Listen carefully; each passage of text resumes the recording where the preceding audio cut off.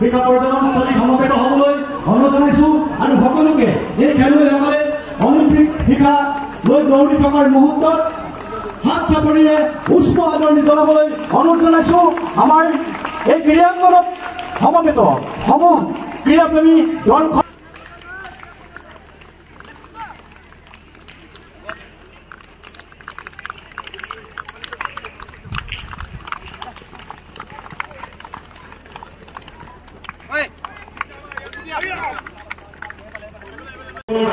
প্ৰতিভাবিলাক উলিয়াই আনিবৰ কাৰণে এনেধৰণে খেল মহাৰণ আয়োজন কৰিছে আৰু খেলৰ যোগেদি যাতে ভৱিষ্যতে আমাৰ ক্ৰীড়াংগনখনত আমি যাতে শক্তিশালীভাৱে আমি আত্মপ্ৰকাশ কৰিব পাৰোঁ, আমাৰ খেলুৱৈসকলক যাতে প্ৰকৃত এখন প্লেটফৰ্ম দিব পাৰোঁ, তাৰ বাবে একেবাৰে সৰু বয়সৰ পৰাই চিনাক্ত কৰি তেখেতসকলক পৰৱৰ্তী পৰ্যায়ত ভাল ট্ৰেইনিং কৰাই যাতে আগুৱাই নিব পাৰি, তাৰ বাবে এই খেল মহাৰণ আয়োজন কৰা হৈছে। ইয়াৰ আগতে কোনো এখন চৰকাৰে এনেধৰণে চিন্তা চৰ্চা কৰা নাছিলে যে আমাৰ উঠি অহা প্ৰজন্মক খেলৰ যোগেদি আজি ডিমৌ সমষ্টিত আমাৰ ৰাইচাই ষ্টেডিয়ামত অনুষ্ঠিত কৰা হৈছে। যোৱা সময়ছোৱাত প্ৰায় 11.5 কোটি টকা দি এই ষ্টেডিয়ামখন নিৰ্মাণ কৰা হ'ল প্ৰথম পৰ্যায়ৰ, আৰু প্ৰায় 12.5 কোটি টকা এই ষ্টেডিয়ামখনৰ কাৰণে মাননীয় মুখ্যমন্ত্ৰী ডাঙৰীয়াই দিয়াৰ প্ৰতিশ্ৰুতি দিছে।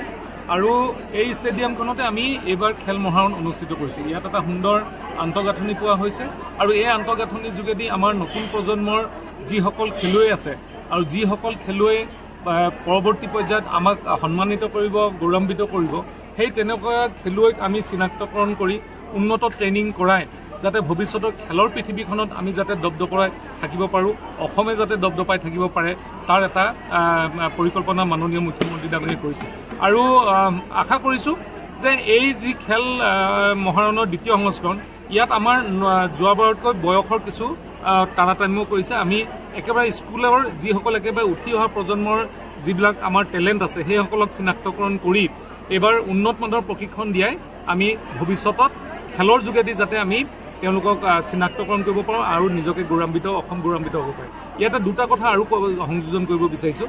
কেবিনেটে এটা সিদ্ধান্ত ল'লে যিটো যুগান্তকাৰী সিদ্ধান্ত খেলুৱৈসকলৰ কাৰণে। আগতে খেলুৱৈসকলৰ কি হয়, যদিও বহুত টেলেণ্টেড খেলুৱৈ এটা সময়ত আছিলে, কিন্তু পিছৰ পৰ্যায়ত চৰকাৰী চাকৰিসমূহ সংৰক্ষিত নাছিলে খেলুৱৈসকলৰ বাবে। তাৰ বাবে বহুতে কি কয়, ক্লাছ 9-10ৰ পৰা তেওঁলোকে পঢ়া আৰম্ভ কৰে, খেল এৰি দিয়াৰ নিচিনা হয়। সেই প্ৰাইম সময়খিনিত খেল এৰি দিয়াৰ লগে লগে তেওঁলোকে পিছত আকৌ খেললৈ ঘূৰি অহাত বহুত কষ্ট হোৱা দেখা পোৱা যায়। কিন্তু আমাৰ বহুত উন্নত মানে দেশবিলাক বা ৰাজ্যবিলাকত দেখুওৱা যে খেলৰ কিছুমান তেওঁলোকৰ ক্ৰীড়া কিছুমান স্কিম আছে। আমাৰ ইয়াত যোৱাবাৰ কি কৰিলে মুখ্যমন্ত্ৰী ডাঙৰীয়াই, যে নেশ্যনেল গেমছত পদক পোৱা সকলোকে ৰাজ্যিকত চাকৰি দিয়াৰ যিটো প্ৰতিশ্ৰুতি দিলে আৰু বহুতে পালে, তাৰ বাবে এতিয়া খেলুৱৈসকলে যথেষ্ট উৎসাহিত হৈছে আৰু ভৱিষ্যতে আমাৰ নতুন নতুন খেলুৱৈ আমাক যথেষ্ট গৌৰৱান্বিত কৰিব বুলি আশা কৰিছোঁ। শেহতীয়াকৈ ডিমৌ সমষ্টিত কেইবাটাও খেলৰ ভিত্তিত উন্নয়ন কৰিছে, ৰাষ্ট্ৰীয় আন্তঃৰাষ্ট্ৰীয় পৰ্যায়ৰ বঁটাও পাইছে। এই খেল মহাৰণে নিশ্চিতভাৱে আৰু অধিক চাওক, আমাৰ খেল মহাৰণে সেইসকলক চিনাক্তকৰণ কৰিব আৰু ৰাষ্ট্ৰীয় আন্তঃৰাষ্ট্ৰীয় যিসকলে বঁটা পাইছে তেওঁলোকৰ এছ'চিয়েশ্যনৰ যোগেদি তেওঁলোকে অসমক প্ৰতিনিধিত্ব কৰিব। কিন্তু এই স্কুলৰ যিবিলাক খেল মহাৰণ বা আমাৰ খেলো ইণ্ডিয়ালৈ যাব, খেলো ইণ্ডিয়াৰ পৰৱৰ্তী পৰ্যায়ত তেওঁলোকে নেশ্যনেল গেমছৰ বাছনি শিবিৰবিলাকত যাব পাৰিব। যেতিয়া নেশ্যনেল গেমছৰ বাছনি শিবিৰত একোগৰাকীয়ে যেতিয়া নিজৰ টেলেণ্ট দেখাব পাৰিব, মই নিশ্চিতভাৱে আমাৰ বহু খেলুৱৈ পৰৱৰ্তী পৰ্যায়ত আগবাঢ়ি আহিব বুলি মই আশা কৰোঁ।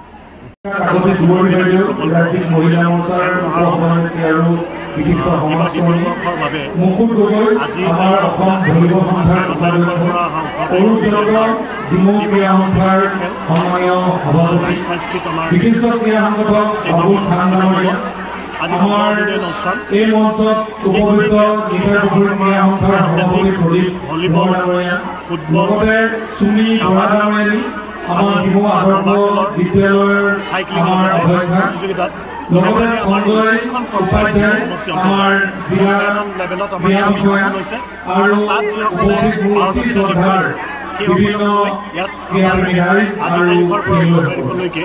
মাননীয় মুখ্যমন্ত্ৰী ডাঙৰীয়াই যোৱা বছৰৰ পৰা অসমৰ